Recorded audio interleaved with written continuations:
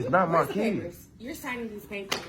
You I'm give not her signing life nothing. No, for I'm not. I just told you I'm not signing this. Since she's been born. This paper, I'm not signing.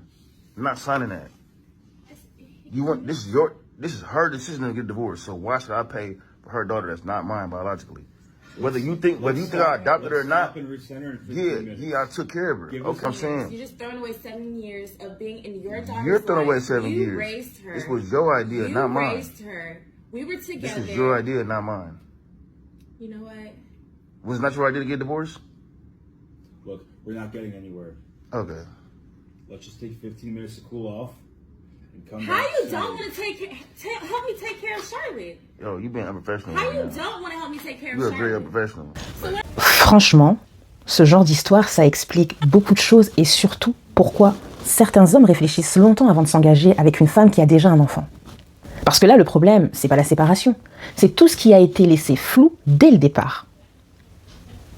Parce qu'on peut pas demander à un homme de prendre une place de père dans la vie d'un enfant et le jour où ça se termine, lui dire « tu continues à payer parce que maintenant, c'est ton rôle ».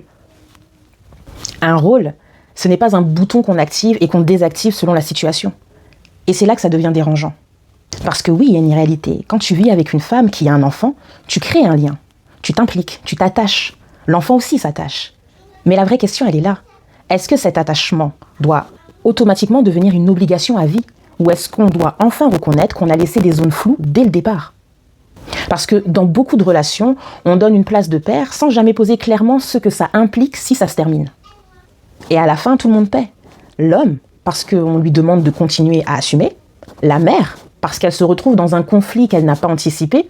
Et surtout, l'enfant, qui perd un repère du jour au lendemain. Et ça, on n'en parle presque jamais. On parle d'argent, on parle de pension, mais on ne parle jamais du coût émotionnel, de ce lien qui s'arrête, de cette confusion pour l'enfant, de cet attachement qu'on crée sans en mesurer les conséquences. Parce que c'est pas une formule magique, tu peux pas devenir le nouveau père par substitution, et quand ça marche plus avec la mère, disparaître et devenir un étranger. Et tant qu'on ne mettra pas de cadre clair à ces situations, ce sont toujours les mêmes qui vont se retrouver au milieu. Et bien souvent, ce sont ceux qui n'ont rien demandé, les enfants.